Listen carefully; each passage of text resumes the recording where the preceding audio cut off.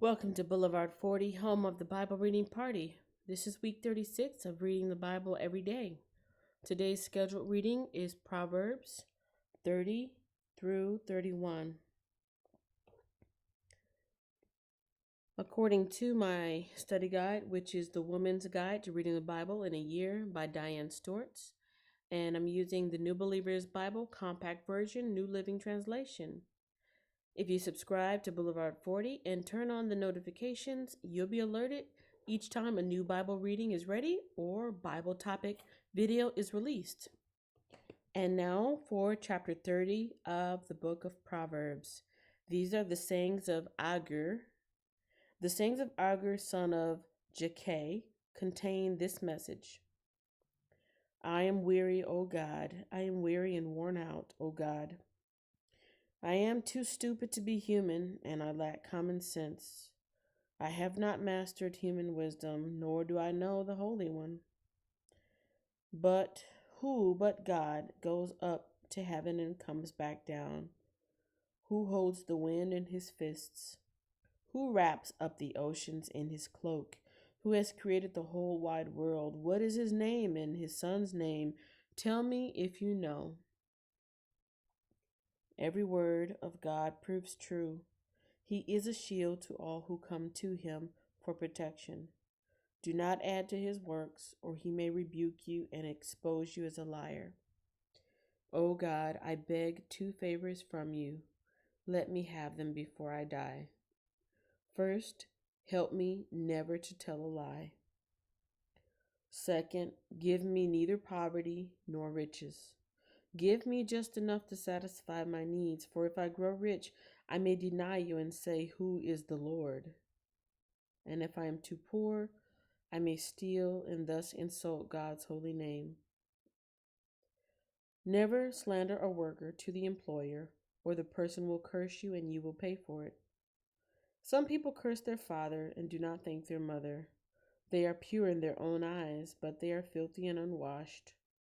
They look proudly around, casting disdainful glances. They have teeth like swords and fangs like knives. They devour the poor from the earth and the needy from among humanity. The leech has two suckers that cry out, More, more. There are three things that are never satisfied. No, four that never say enough. The grave, the barren womb, the thirsty desert, the blazing fire. The eye that mocks a father and despises a mother's instructions will be plucked out by the ravens of the valley and eaten by vultures. There are three things that amaze me. No, four things that I don't understand. How an eagle glides through the sky, how a snake slithers on a rock, how a ship navigates the ocean, how a man loves a woman. An adulterous woman consumes a man, then wipes her mouth and says, What's wrong with that? There are three things that make the earth tremble. No, four it cannot endure. A slave who becomes a king, an overbearing fool who prospers, a bitter woman who finally gets a husband, a servant girl who supplants her mistress. There are four things on earth that are small but unusually wise. Ants. They aren't strong, but they store up food all summer. Hyraxes. They aren't powerful, but they make their homes among the rocks. Locusts. They have no king, but they march in formation.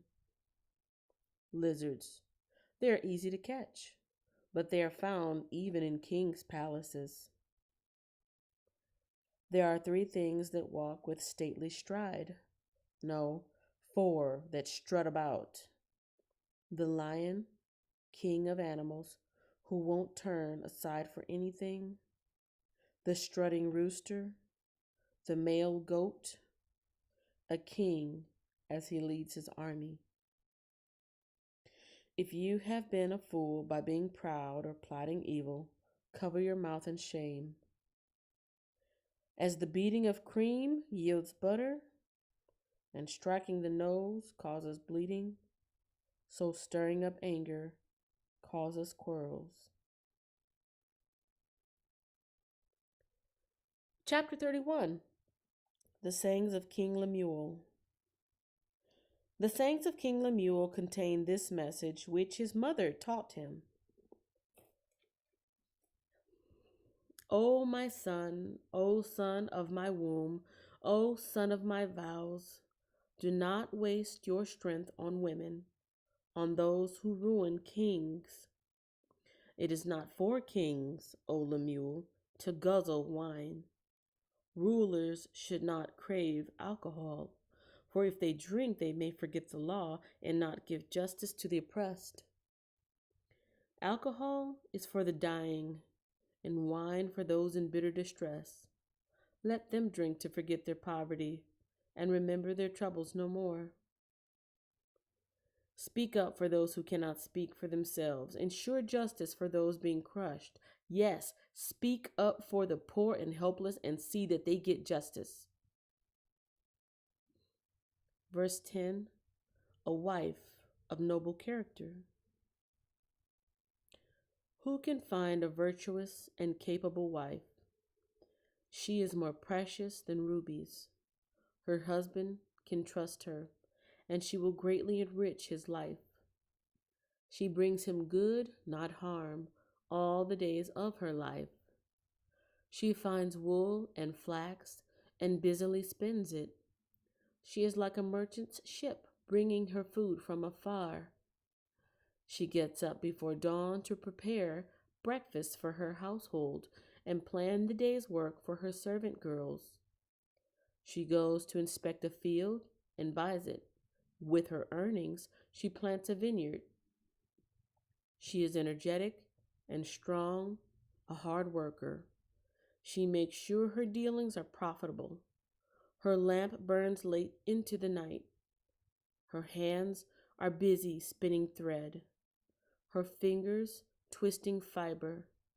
She extends a helping hand to the poor and opens her arms to the needy. She has no fear of winter for her household, for everyone has warm clothes. She makes her own bedspreads. She dresses in fine linen and purple gowns. Her husband is well known at the city gates, where he sits with the other civic leaders.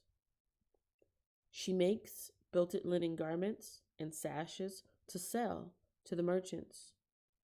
She is clothed with strength and dignity, and she laughs without fear of the future. When she speaks, her words are wise, and she gives instructions with kindness. She carefully watches everything in her household and suffers nothing from laziness. Her children stand and bless her. Her husband praises her. There are many virtuous and capable women in the world, but you surpass them all. Charm is deceptive, and beauty does not last.